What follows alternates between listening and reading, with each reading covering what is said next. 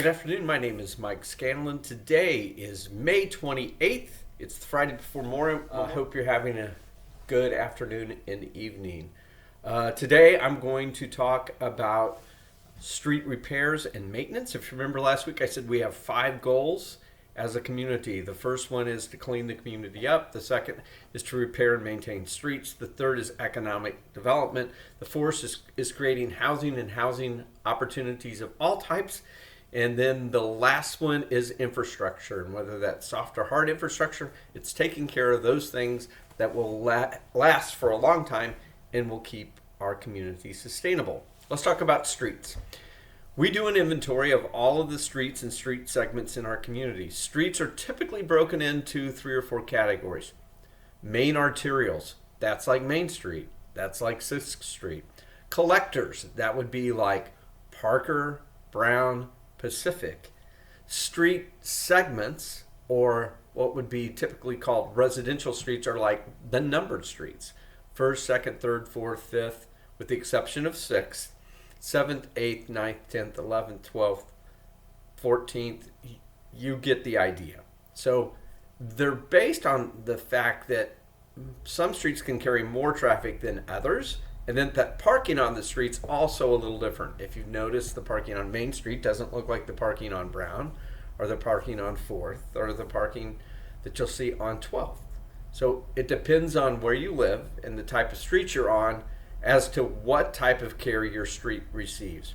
Typically, arterials, it is hard to just simply seal them.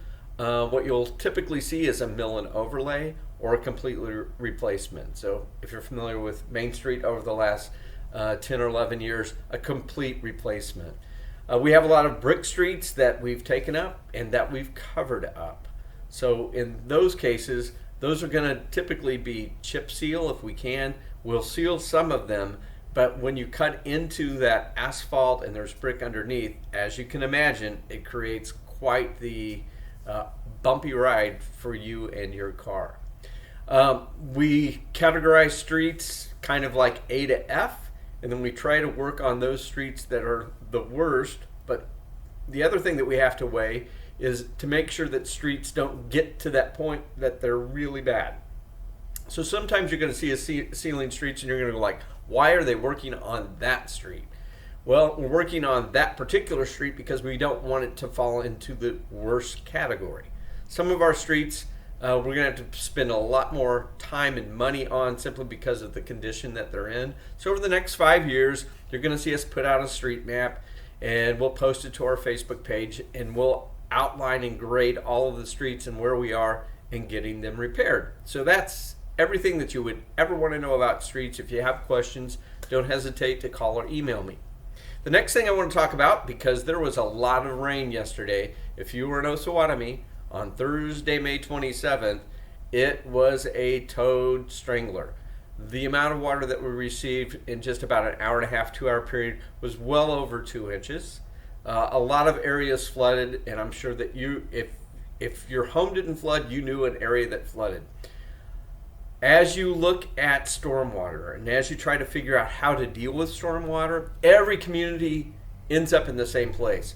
They try to move the water from one place in their community to another. And the 2 ways that you typically do that is you put it in a pipe or you put it in a channel. And whether it's a pipe or a channel, what ends up happening is you move rainwater to another place really fast. When you're a community that's relatively flat, that means you're going to flood somebody else if you're trying to move water really fast to another location in the city of Osawatomie.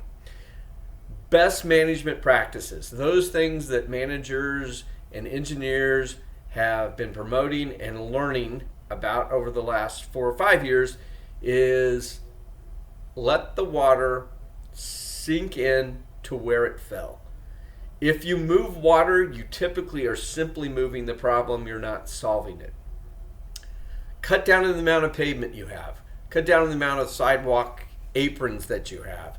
Limit or create permeable surface. So you want to limit the amount of impervious surface, so that's hard surfaces, and you want to replace it with soils and things that will soak up water. There's a lot of plants that are native to Kansas that are great in soaking up a lot of water. A lot of the prairie grasses are great at that. You're going to see us do some demonstration projects and show how this can work. We're going to do one along Lincoln. There's going to be one that we're going to do along 14th, roughly from Maine all the way to the trailhead. There's a meandering creek that really opens up and gets really wide as you approach the fields down there at the complex as well as the trailhead. So over the next few years, we'll be working on stormwater, and the idea is not to push the problem to your neighbor or someone else, but to try to solve the problem where the rain falls. Well, that's it for this week. I hope you have a great Memorial Day weekend. Hopefully it will dry out. It's been wet for the last 2 or 3 weeks. It's put us behind at the cemetery in terms of being able to mow. I think we've got a lot of it weed eated and as much of it mowed as we could, given the amount of rain that we've had in the last 2 weeks. So with that, have a nice day.